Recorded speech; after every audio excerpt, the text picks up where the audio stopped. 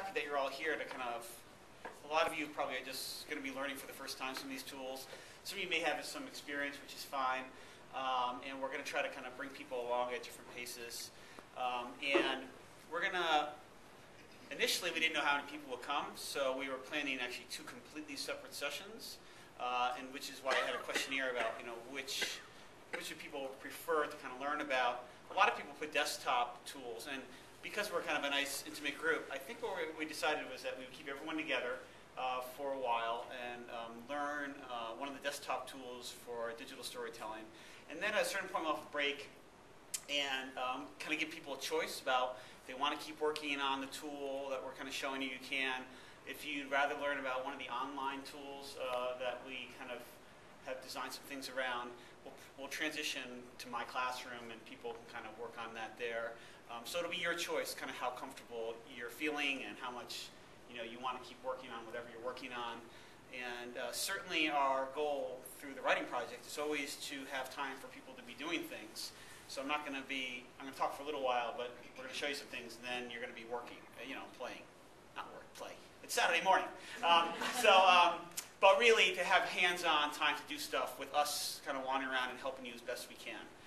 And the only way you're going to really learn to do these things, I think, is by doing them, thinking about what are the possibilities for the classroom, and then thinking about, okay, so if I bring it in, what's going to happen with my students? So this is a kind of safe environment to be doing that. That said, I gave you some resources just to begin with that you can take with you. And in there is an article that gives an overview of what digital storytelling might look like. It's part of a series of pamphlets that are put out called 7 Things, which kind of boils down the essence of different technologies in a really interesting way. Also in there is a rubric that I'll talk about that I've used not long ago, actually with a project with my students. There's also a sample storyboard, and also in there is a tutorial on how to use VoiceThread, which is the online site we will use if we transition. So if you're somebody who is really immersed in what we're doing here and doesn't want to move on, there's plenty of resources that we have available for you to use, after today, including a whole website that we built that has all sorts of resources built in there that I'll show you. I've listed up there that we put together for you guys to use and to share with others too. So if you have colleagues who might be interested but couldn't come here, feel free to send the resources along. So that being said, the writing project for I see a lot of familiar faces, but the writing project is a network of teachers who see writing as a way to learn. And then there's also the emergence of technology within that, of thinking about how technology and writing come together with that idea of learning. And so I'm one of the technology liaisons, or I am technology liaison at the Western Mass Writing Project, but we have a technology team as well. And that includes Mary, Joanne, Tina, and Donna, and Tom Fanning is also part of it, but couldn't make it today. So what we've been doing is just thinking about ways that technology can help teachers in the classroom, like you guys. And we have a number of actually exciting projects coming up and going on. Hi, how are you? And so that's kind of where we're going to begin a little bit and start talking about what digital storytelling is. And so I'm going to try to move this presentation along as best I can. Grab a little quicker. So first of all, thinking about digital storytelling is the idea of merging technology with writing. So writing is still at the core of it, and it's that idea of telling a story, which is really elemental to so much of how humans interact, of telling stories orally and then writing and other things. So I have a couple quotes here that I'll just read out that I think kind of get at the heart of what we're hoping will get out to you, including this from Leslie Rule, which is digital storytelling is a modern expression of the ancient art of storytelling. Digital stories derive their power by weaving images, music, narrative, and voice together.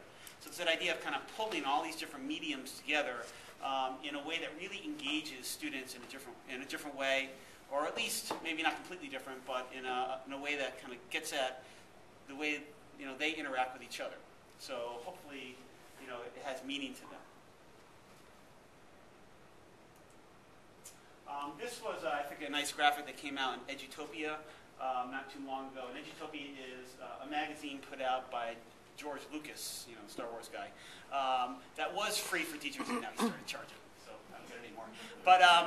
But they do some really neat things of supporting schools as they try to think about technology. A lot of like examples of how something is being done around writing and technology and other things. And so they had this neat graphic that kind of just looked at, you know, some of the skills we might be thinking about as kids are becoming more and more digital, including this idea of, you know, learning with these tools, of, you know, bringing the things they're doing at home into the classroom as much as possible, creating things, and this is, I think, a key, which is we want them to become composers, to think of all these tools as a way to kind of integrate them into how they can express themselves. And so that idea of composition moving beyond just writing, but also all the different media that could be used. It doesn't mean they all should be used. So that's the hardest part with our students, I think, is, you know, choosing the medium that best expresses what they're trying to say. But certainly that idea of them becoming the creators is really important. And collaboration, I mean, we're talking about online tools. So much of it is built around that idea of being able to collaborate with others, not just in your classroom anymore, but anywhere around the world. And there are a lot of teachers out there that are looking for classrooms that are willing to collaborate, to learn about each other, to work on different things. And you know, we've done different things for the writing project, including a couple years ago we did a big blogging project around a science experiment, and we were sharing data with a whole bunch of different middle school classrooms in the Pioneer Valley. So the possibilities and tools are there. It's just, you know, trying to figure out, okay, how do I make this work, and does it make sense for me too? Because, you know, you want to think of technology as a way to complement what you're doing in the classroom and hopefully kind of move it forward, not replacing something necessarily. But of course, teachers as teachers, we have to be comfortable with what we're doing. We can't just kind of throw it out there and figure that, you know, the kids know what they're doing because they think they do, and they're fearless. So this is the difference between students and adults, is kids are fearless with computers. They don't care if they break it, right? They just kind of dive right in. Adults are like, oh, I don't want to push that button because, you know, it might crash the hard drive or something. So somewhere in that in-between is kind of where we need to find a nice middle ground of exploration without worrying about, you know, what might happen on the inside of the computer. Don't tell the technology people I said that, though. Hi, welcome. How are you? So anyway, so that idea of collaboration is really catching hold. And has anybody here collaborated in any classrooms online at all? Okay, so if you're ever interested, let me know. And there's a couple of sites where teachers say, I'm looking for a 5th grade class who's doing poetry and we want to have some feedback on our poems, you know, those kind of things. You know, and so there's a lot of opportunities out there. It's just kind of knowing where to go. Okay? So this is a model I found around this idea of thinking of literacy in this kind of digital age. It's not necessarily, you know, perfect for me anyway, but it just had some interesting points to it, which is thinking of this idea of literacy moving along with the idea of the writing and reading and other things, of the media kind of pulling into it. Because the media becomes a kind of medium for that expression.